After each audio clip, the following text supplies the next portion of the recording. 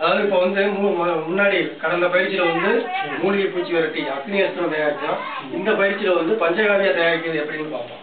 இப்போ பஞ்சகாவியா தயாரிக்க தேவையான என்னென்ன பொருள்னா பால், தயிர், நெய்க்கு பதிலாக கடலை புண்ணாக்கு, பசுமாட்டினுடைய கோமியம், பசுமாட்டினுடைய சாணி, 5 பொருள். நெய்யினுடைய விலை அதிகமா இருக்கிறதுனால கடலை புண்ணாக்கு பயன்படுத்தும். இந்த கடலை புண்ணாக்குல வந்து நெய்க்கு பதிலாக அதனுடைய சத்து வந்து அதிக அளவில் இருக்கிறதுனால கடலை புண்ணாக்கு பயன்படுத்தும். இப்போ என்ன செய்யறோம்னா இந்த சாணி எடுத்து எத்தனை கிலோ இருக்கு சாணி? 5 கிலோ. 5 கிலோ சாணம். 3 கிலோ கடலை புண்ணாக்கு ஒரு 5 லிட்டர் தண்ணியில ஊற்றி அப்படியே பரணிடும். அப்புறம் கலந்துக்கலாம். கீழே கலந்து ஊற்றுங்க. 5 கிலோ சாணத்துல வந்து 5 கிலோ சாணம், 3 கிலோ கடலை புண்ணாக்கு. இது வந்து செடி வளர்ச்சி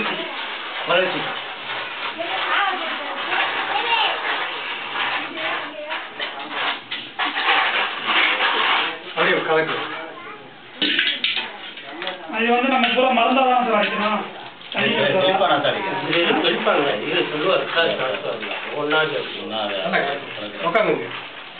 நல்லா கலக்குங்க. மாட்டுக்கு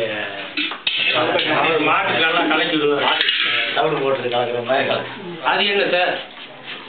பால் அப்படியே கலக்கி என்னப்பா வாசம் வந்து அதை இதை சேர்த்தோம்னா உண்டு.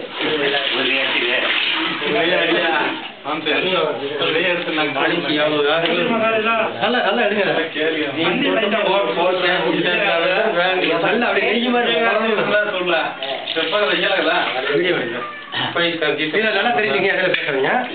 அதாவது இது எந்த அளவுக்கு சாணியையும் இந்த கடலை புண்ணாக்கையும் பிணையுமோ அந்த அளவுக்கு எஃபெக்ட் அதிகமா இருக்கும். அதாவது இதனுடைய நுண்ணுயிர்கள் வந்து நல்லா அதிகமா இருக்கு. நம்ம செயலுடைய மெத்தட் தான் எதுக்கு எடுத்து எதை பண்றோம் அப்படின்றத வந்து நம்ம தெரியாத கற்றுக்கணும். சாணத்தையும் கடலை புண்ணாக்கையும் போட்டு நல்லா மிக்ஸ் பண்ணிட்டோம். அதுக்கு எடுத்து மாட்டு கோமியத்தை கொடுக்குறோம். மாட்டு கோமியத்தில் வந்து யூரியா சத்து இருக்கு. இது எத்தனை லிட்டர் சார்? 3 லிட்டர் மாட்டு. அது 3 லிட்டர்.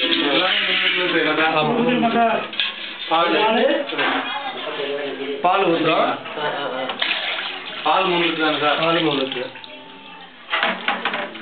அதுக்கடுத்து தயிர் ஊற்றுறோம். தயிர் 3 லிட்டர் சார்?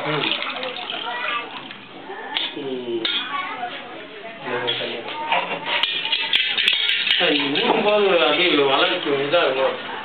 இது 2 மடங்கு. இது 2 மடங்கு ஆகுமா?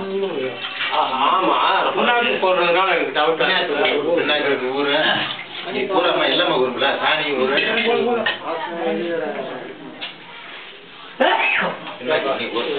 பின்னாக்கு தாங்களா சார்? 3 கிலோ.